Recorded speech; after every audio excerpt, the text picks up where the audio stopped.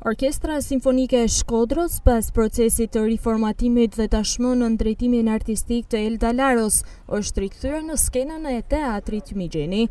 Në këtë koncert të titulluar From West to East, së bashku me orkestrën performoi sopranoja e njohur Ana Naçe, e cila në dirigjimin e Elda Laros dhe Orkestrës Simfonike solli për publikun shkodran një repertor të zgjedhur me vepra të autorëve të njohur shqiptar dhe të huaj.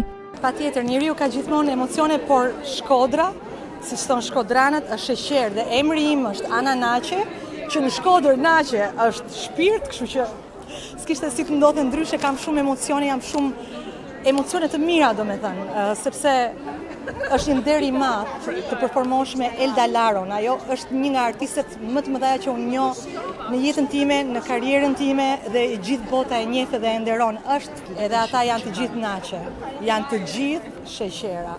Për Zotin, të gjithë duan që të bashkëpunojnë sa më mirë, të japin më të mirën e tyre, janë serioza, janë të qeshur, janë të dashur, edhe bashkëpunojnë shumë mirë. Por drejtuesen artistike të Orkestrës Simfonike të Shkodrës, Elda Laro, ky ishte koncerti i parë në drejtimin e saj.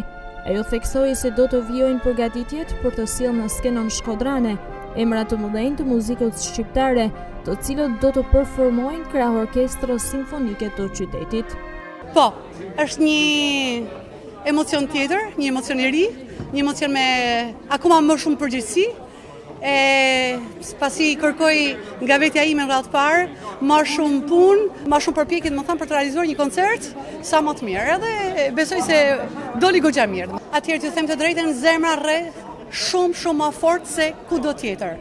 Domethënë, në skenën e tjetër të botës unë dal, kam atë emocionin tim, po këtu, domethënë, rriten, domethënë, komplet zemra më rret shumë fort, edhe sigurisht, domethënë, më kthy qytetin tim, domethënë, të lindjes, është një emocion që nuk ka koment, domethënë. Po, kjo ishte, domethënë, produkti i parë, po unë kam edhe shansin që kam një asistent të jashtëzakonshëm, i cili quhet Erio Daja, që e pat edhe sot, domethënë, në shfaqje, më dirigjoi mua ai sot.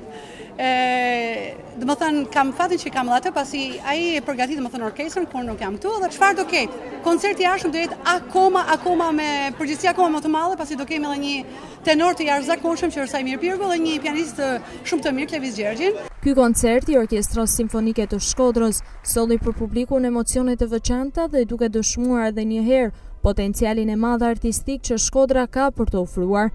Me përkushtimin e drejtueses artistike Elda Laro dhe bashkëpunimin me emra të njohur të muzikës shqiptare, Orkestra Simfonike e Shkodrës ka si synim të kthehet në një pikë referimi për artin dhe muzikën klasike në vend.